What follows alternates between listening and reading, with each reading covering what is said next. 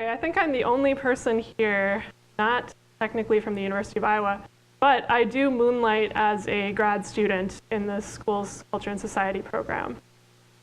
I work at Grinnell College, and I direct a program called the Liberal Arts in Prison program. Our program began in spring 2003, and it was started by just one professor going in with a few Grinnell College students teaching creative writing workshops, and then went through about a 5-year expansion entirely as a student group. And I want to give a shout out to Gemma, who actually graduated with me from Grinnell, and she and I were among the early student leaders of the group. And I think of this period in our history as one of, and actually my whole experience working in the prison system is one of expanding our own imaginations for what people in prison were capable of and the kinds of roles that we could imagine them playing. And as people who were coming in from a college, originally we were thinking only of creative writing workshops, and we quickly realized that the people we were working with weren't limited in their interests to creative writing. So we started organizing other students to offer workshops in the other creative arts, realized that wasn't, their interests weren't limited to that either, and then started organizing other students to offer classes in the whole range of liberal study. So, I mean, pretty much everything you can imagine except for chemistry, because that's not allowed. Not that they're not interested in it. And then about the time I graduated from Grinnell in 2007, we had realized that basically we were working with another group of students, and that we weren't working with a lesser group of students. We were working with a group of students who were every bit as eager and engaged and talented as we were on the Grinnell College campus. And so I started working to develop a college program and see if we could get Grinnell College, this is just straight up Grinnell College faculty teaching college courses in the Newton Correctional Facility for college credit.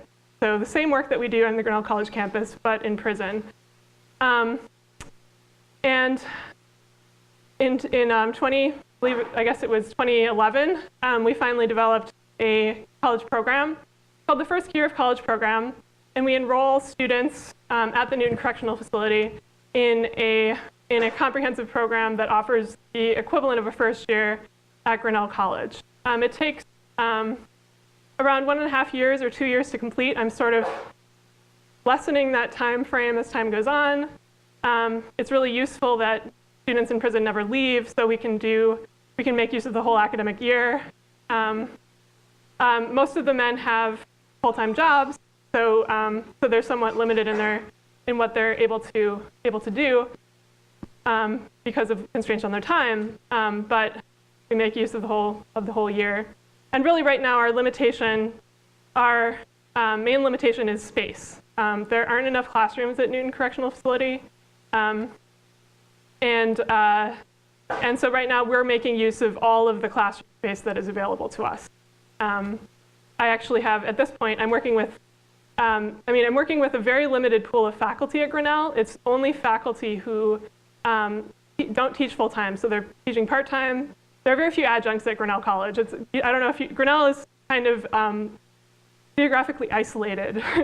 And we have very few people who are working part-time, or people who are semi-retired or retired, or full-time faculty on leave or during the summer. Even working with just that group of people, they're not hard to convince at all to go into the prisons. All that you have to do is get them to go in once, and then they see how eager the students are, and then they want to go back. So even working with that small pool, I actually have more faculty who can teach in the prison than we have space for. So in general, it's just thinking about the very broad context of our work. We're working at a time when there's very little opportunity for college and prison on the part of people in prison. That used to not be true. In 1994, Congress passed an act that made people in prison ineligible for the Pell Grant. They had been eligible for before.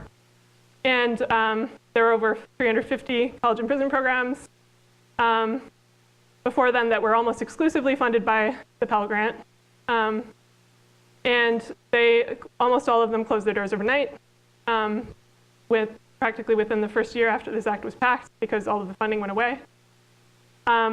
These programs are almost embarrassingly inexpensive to run. It costs extremely, I mean, you don't have to house students. You don't have to feed them. All that we have to do, we pay our faculty, and that's very important that we pay our faculty, because they're not doing volunteer work, they're teaching students. I mean, they're doing the work that they are paid to do. So our only costs are transportation, faculty stipends, books, me. It's all inexpensive, unfortunately for, I guess. We're also working at a time when, well, I guess since 2012, the prison population has started to go down for the first time in the last 30 years. Okay, I don't have very much time.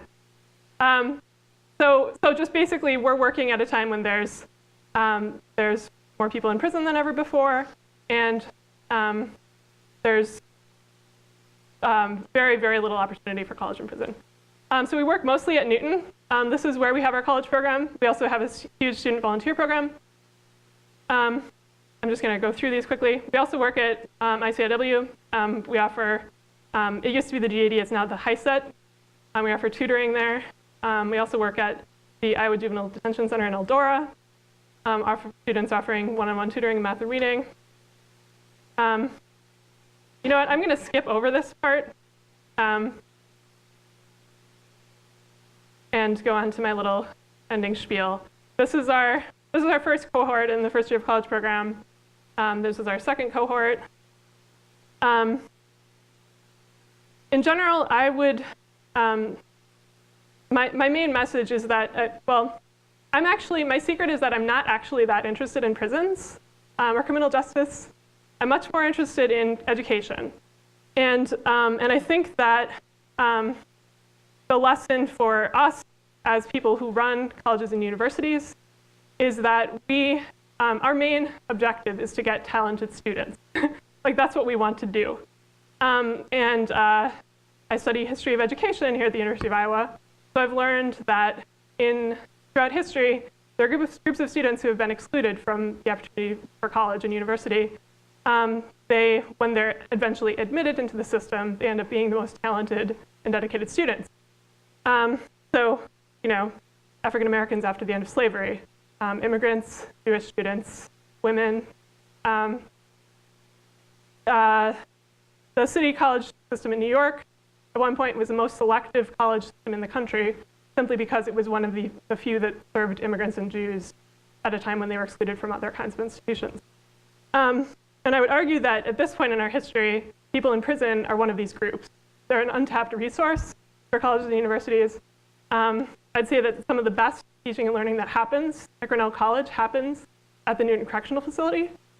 So I would challenge you at the University of Iowa to consider the possibility of making people in prison your students. I know that Grinnell College is a different institution from the University of Iowa, but we actually have, is Rebecca Ginsburg in the audience? Great, okay. Rebecca Ginsburg runs a college and prison program called the Education Justice Project at the University of Illinois, Champaign-Urbana. It's a really fantastic program, so a similar institution to here. So anyone who's interested in trying something like this should talk to her. And come to my presentation this afternoon. I also have some other representatives of the program who are more eloquent than I am. Eric McIntyre teaches music. Has taught a number of courses from Grinnell College in the prison. Has brought the orchestra in a number of times to perform. Jason Dara is one of our program alumni.